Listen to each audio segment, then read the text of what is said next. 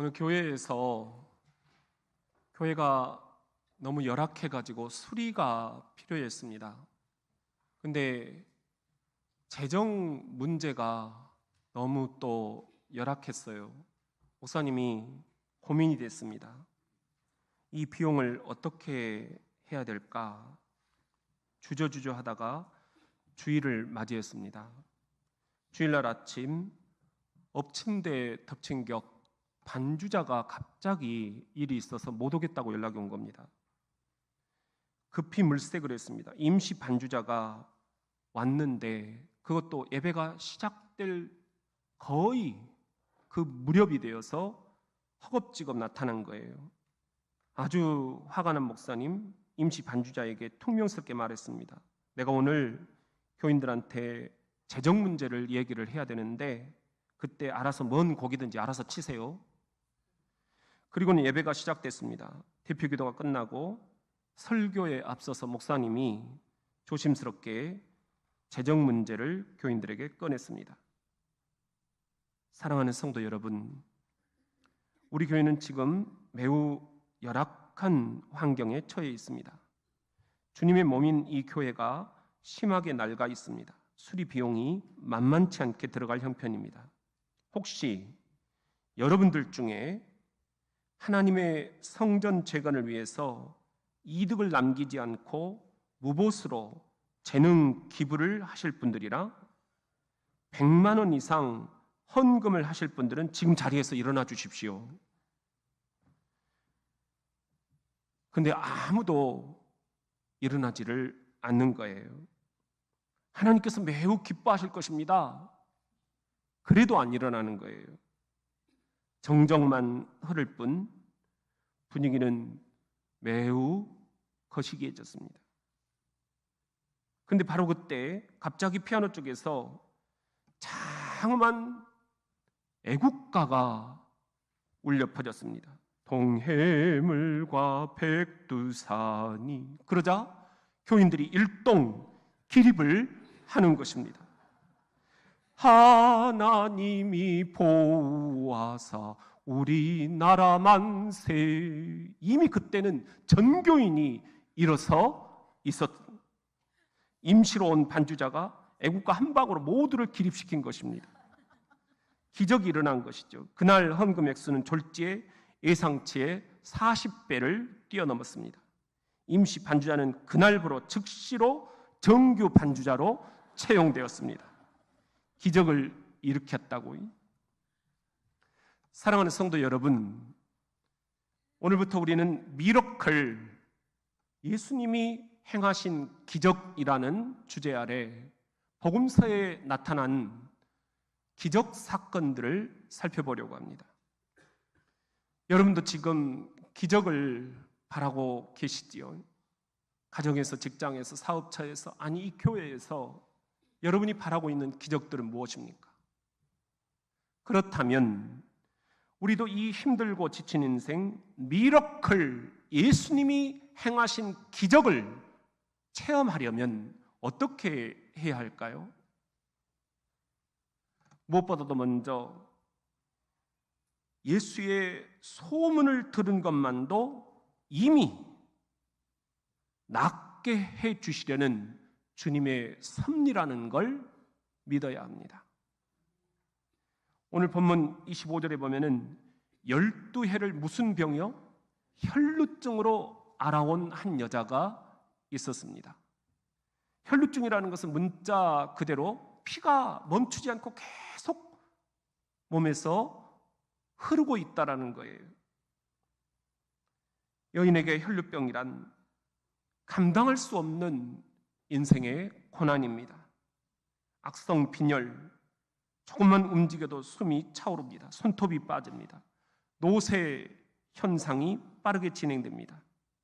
12년을 혈루증으로 앓았으니까 올골은 말없이 초췌해 있을 것이고 12년을 병마와 싸워왔으니까 여성으로서 아름다움도 매력도 다 상실되었을 것입니다.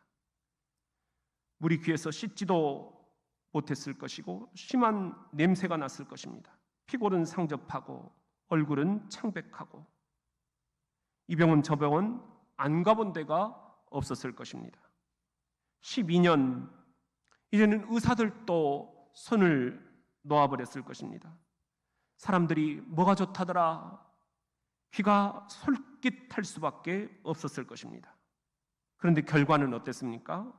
26절에 보면은 많은 의사에게 많은 괴로움을 받았고 가진 것도 다 허비하였을 때 아무 효험이 없고 도리어 이 혈루병이 더 중해져 버렸다라는 겁니다. 이런 혈루증, 당시에는 부정한 병이다 이렇게 봤어요. 지금 같으면 의학적으로 이렇게 좀 그분들 편에서 이야기를 해줄 수 있을 텐데, 당시에는 부정하니까 그런다, 죄를 졌으니까 그런다, 그러니까 그 사람 옆에 가지 마라, 그 사람이 앉은 자리, 만진 물건, 누웠던 이불 다 부정한 취급을 받았습니다. 교회에 들어갈 수도 없었습니다. 예배도 함께 드릴 수가 없었습니다. 남편한테 이혼을 당했을 것입니다.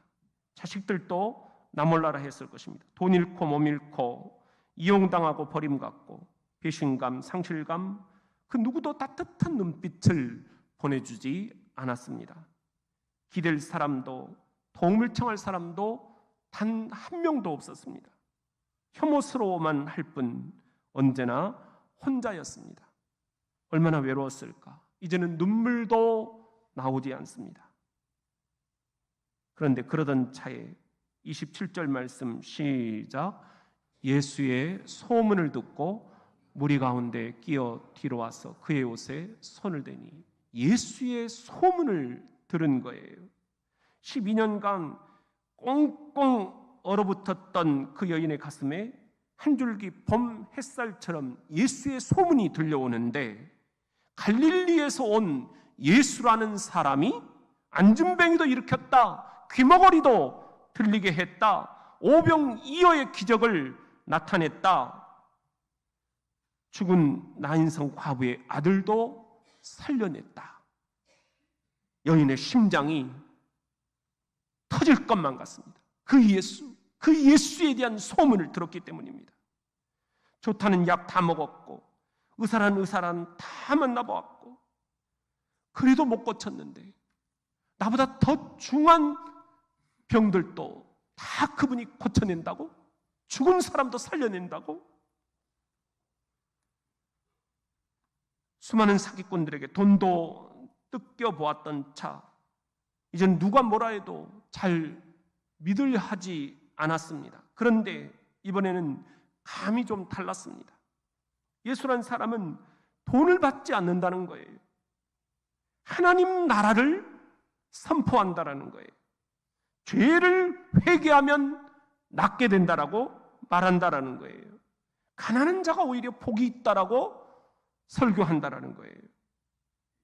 이 예수의 소문이 사실이라면 내가 만났던 그 어떤 의사도 나를 못 고쳤지만 이 예수님은 나를 고칠 수가 있겠구나, 믿음이 생기는 거예요.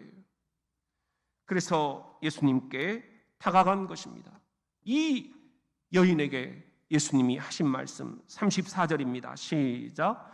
예수께서 이르시되 따라 내 믿음이 너를 구원하였으니 평안히 가라, 내 병에서 놓여 건강할지어다. 여기 보면 내 믿음, 무슨 믿음이에요? 여인의 믿음이 뭡니까?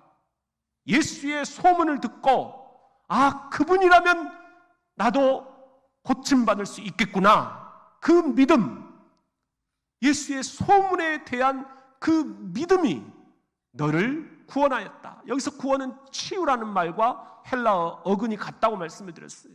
너를, 그 믿음이 치유를 하게 되었다. 그러니 평안히 가라, 네 혈루증 병에서 놓여 이제 건강할지어다. 기적을 베풀어 주신 것입니다. 사랑하는 성도 여러분, 여러분들도 기적을 바라고 계시지요? 그렇다면 어떻게 해야 될 것인가? 무엇보다도 먼저 예수에 대한 소문을 우리들이 들어야 됩니다. 어디서 예수에 대한 소문을 들을 수 있습니까?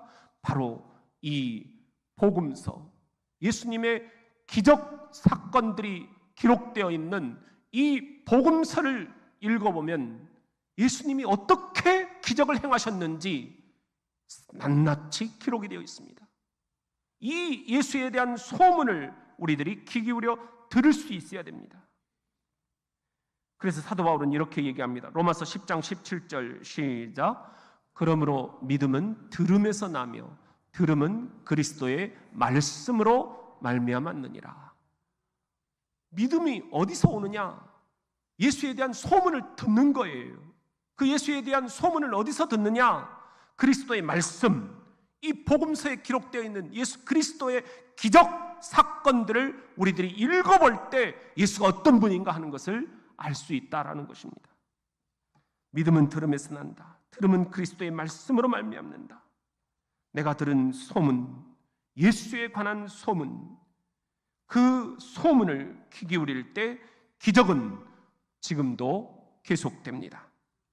저와 여러분의 고달픈 삶, 예수님이 행하시는 크고 놀라운 기적이 12년 혈루증 여인에게 임했던 것처럼 저와 여러분에게도 오늘 강력하게 일어날 수 있기를 주 예수의 이름으로 축복하고 축원합니다. 그렇다면 이 힘들고 지친 우리네 인생살이 예수님이 행하신 기적처럼 우리도 기적을 맛보려면 또 어떻게 해야만 할까요? 두 번째는 기적은 반드시 있다. 성경 그대로 생각을 해야 합니다. 예수의 소문을 들은 이 여인, 그때부터 이런 생각을 하게 됐어요. 28절입니다. 시작. 이는 내가 그의 옷에만 손을 대어도 구원을 받으리라 생각함일러라.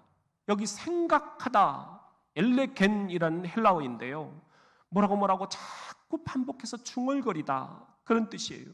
이 여인이 뭐라고 중얼거렸습니까? 내가 그 예수의 옷에만 지금 손을 갖다 대도 구원을 받으리라, 치유를 받으리라, 나 치유받으리라 계속 중얼거렸다는 거예요.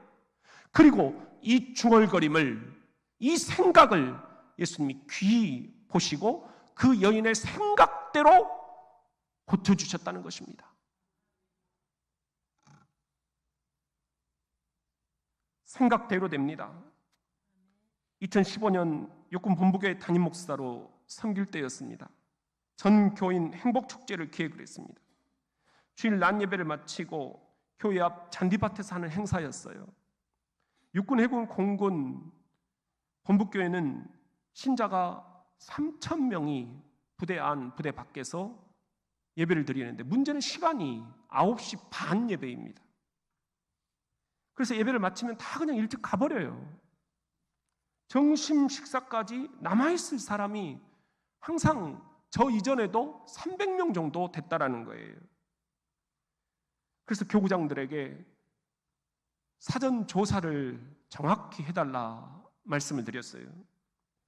그랬더니 보고서가 올라오는데 600명 정도 올 것 같다, 그런 보고예요.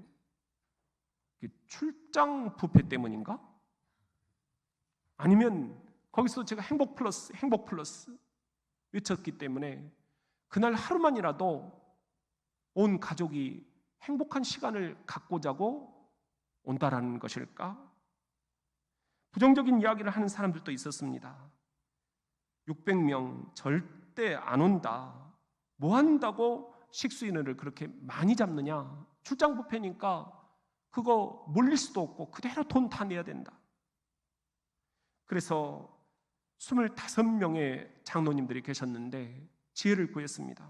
장로님들, 제가 어떻게 하는 게 좋을까요? 그랬더니 장로님들이 이렇게 얘기하시는 거예요. 목사님, 600명이 온다면 그거 좋은 거 아닙니까? 합시다. 그리고는 선뜻 기꺼이 재정 투자를 동의를 해주시는 거예요. 그래서 출장 뷔페 600명분을 주문을 했습니다. 실제로 몇 명이 왔는지 아십니까? 630명이 왔어요. 300명만 준비했더라면 큰일 날 뻔했어요. 누구 먹고 누구는 안 먹고 더 말이 많았을 것입니다. 그날 많은 여신도 회원들도 주방에서 완전 해방, 온 가족 자녀들과 마음껏 즐기라고 말씀을 드렸습니다. 기적이 따로 없었습니다. 너무들 행복해 하시는 거예요. 이 기적이 우리 교회라고 안 일어난다? 여러분 생각하는 대로 됩니다. 우리 전교인 행복여행 보통 한 40명 참석한다 말씀을 하셨어요. 버스 2대, 작년에 80명이 꽉 차서 갔어요. 보셨잖아요. 우리 지난번 윷놀이 40명이 더 오셨어요. 생각한 대로 됩니다. 이번 주 수요일부터 시작되는 행복학교, 지금 24분이 신청을 하셨는데요. 교회가 그런데 왜 투자하느냐 생각을 하실 수도 있을 거예요. 여러분, 평생을 교회를 위해서 헌신해 오신 분들이에요. 우리 부모님들이에요. 우리 어르신들이에요. 우리가 뭘 못해드리겠습니까? 돈이 중요한 게 아닙니다. 이분들이 행복해 하실 수만 있다면, 무료한 이 주중의 시간 다른 데 가지 않고 교회에 나와서 예배드리면서 웃으실 수 있다면 이 웃음을 되찾고 해드리고 싶은 거예요. 기꺼이 우리가 투자를 하기로 했습니다. 기적은 반드시 일어날 줄로 믿습니다. 전 교인 세대통합 성경공부 가스펠 프로젝트, 복음 외에는 답이 없다, 복음으로 돌아가야 된다. 이 프로젝트 유치부, 어린이부, 중고등부, 청년회, 장년부에 이르기까지 온 교우가 430명 똑같은 본문으로 성경을 공부하고 메시지를 듣고, 할아버지 할머니, 엄마 아빠가 아이들에게 오늘 교회에서 우리는 이런 성경 공부했는데 너희들도 어떻게 생각하니? 엄마 아빠, 할아버지 할머니, 우리도 그 성경 공부했어요. 우리 이런 교회 만들어보자는 꿈, 나의 꿈 넘어 하나님의 꿈, 기적은 반드시 이루어질 줄로 믿습니다. 여러분, 생각함 일러라. 엘레겐. 예수님, 접은 옷자락만 만져도 나는 치유될 거야. 계속 중얼거리는 이 여인의 기도, 엘레겐의 기도, 그 생각은 믿음으로 이어졌고, 이 믿음을 보시고 예수님이 뭐라고 하셨습니까? 34절 다시 한번 읽습니다. 시작. 예수께서 이르시되 딸아, 내 믿음이 너를 구원하였으니 평안히 가라. 내 병에서 놓여 건강할지어다. 아멘. 여기서 믿음은 뭐예요? 네 생각이에요. 부정적인 생각이 아니라 내 옷자락만 만져도 네 혈루병이 나을 것이다 라고 하는 네 생각, 네 생각이 너를 구원하였다. 네 생각이 너를 치유하였다. 그러니 평안히 가라. 내 혈루병, 병에서 놓여 이제는 건강할지어다. 축복해 주신 거예요. 사랑하는 성도 여러분, 이런 기적이 여러분이라고 왜 안 일어나겠습니까? 문제와 상황과 질병에 묶여있지 맙시다. 현재와 사건과 통계라는 허상에 사로잡혀 있지 맙시다. 이미 주께서 이루어 놓으신 기적, 예수님이 십자가에 죽으시고 부활하신 그 기적, 실상을 생각합시다. 베드로전서 2장 24절, 친히 십자가 나무에 달려 그 몸으로 우리 죄, 우리 병을 담당하셨으니, 과거 완료형이에요. 이미 담당하신 거예요. 끝난 거예요. 이는 우리로 죄에 대하여, 우리 병에 대하여 죽고, 예수님이 죽으신 거예요. 대신. 그리고 우리는 의에 대하여 이제 예수 때문에 살게 하려 하심이라. 그 예수가 십자가 채찍에 맞음으로 너희는 나음을 얻었나니. 이미 나음을 얻었다는 것입니다. 이게 실상이에요. 허상은 뭐예요? 이 반대로 우리가 자꾸만 문제와 상황, 그리고 현재, 그리고 사실, 그리고 의사의 통계, 이런 것에 연연해야 하는 것입니다. 이 허상에 붙잡히는 한 기적은 우리에게서 멀어지는 것입니다. 실상을 붙잡아야 됩니다. 이 베드로전서 2장 24절 말씀을 영어 성경으로 보면 더 분명해요. 뭐라고 되어 있느냐? By his wounds, 그가 십자가에서 상처를 받으심으로 you have been healed. have been healed. 이미 완료된 거예요. 완료됐다라는 거예요. 이미 끝난 거예요. 여러분이 치유되었음을 믿으시면 아멘. 그래서 히브리서 기자는 이 실상을 붙잡으라고 얘기를 합니다. 히브리서 11장 1절 시작. 믿음은 바라는 것들의 실상이요 보이지 않는 것들의 증거니. 실상이다. 이게 참 여러분들 모호한 단어가 될 수도 있어요. 근데 영어 성경으로 보면 더 분명해집니다. Now faith is confidence. 믿음이란 담대히 확신하는 것이다. 무엇을? In what we hope for. 우리가 희망하는 것들에 대해서 담대히 확신하는 것. 내 사업 잘 될 것이다.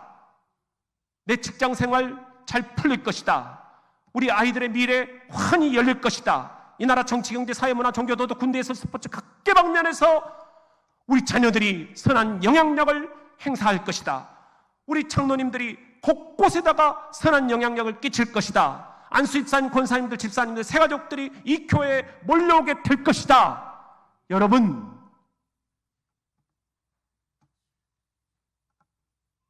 내가 희망하는 것, 그것을 담대히 확신하는 것, 이게 믿음입니다. 우리 그런 의미에서 실상을 붙잡읍시다.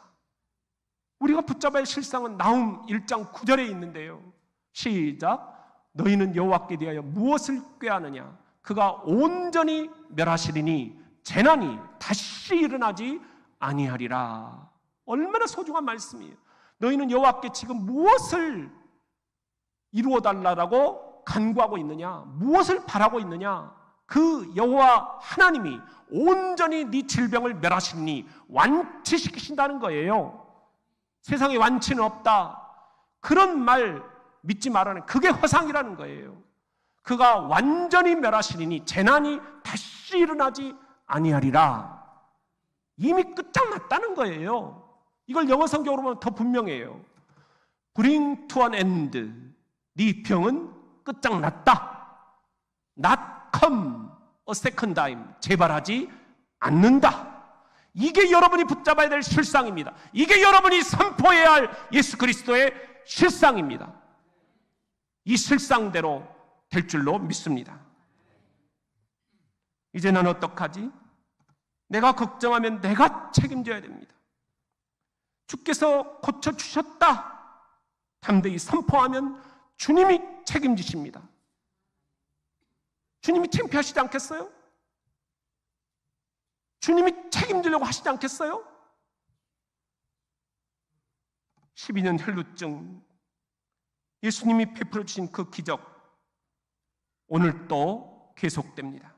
여러분의 직장과 사업처, 가정과 자녀들과 부모와 부부들, 홀로 계신 분들, 여러분, 기적은 오늘 또 계속됩니다. 저와 여러분의 고달픈 삶, 예수님이 12해 혈루증에게 베풀어 주셨던 그 기적이 성령의 회오리바람처럼 이 성전 안에 오늘 여러분을 휘어감고 온 성도들에게 기적이 드러날 수 있기를 예수의 이름으로 선포합니다. 그렇다면 이 힘들고 지친 나그네 살이 예수님이 베푸셨던 그 기적이 우리들에게 또 나타나려면 어떻게 해야만 할까요? 세 번째는 뭐라도 시도해야 뭐라도 일어난다는 것입니다. 엘레겐의 기도, 저 옷자락만 내가 붙잡아도 나을 거야. 마침내 그녀에게 기회가 왔습니다. 예수님이 계시는 현장으로 달려갑니다. 그리고는 덥석 뭔가를 시도합니다. 27절 말씀 다시 한번 읽어봅니다. 시작. 예수의 소문을 듣고 무리 가운데 끼어 뒤로 와서 그의 옷에 손을 대니 시도한 거예요. 여러분, 조금도 주저함이 없이 여인은 시도했습니다. 30절 말씀, 예수께서 그 능력이 자기에게서 나간 줄 곧 스스로 아셨다는 거예요.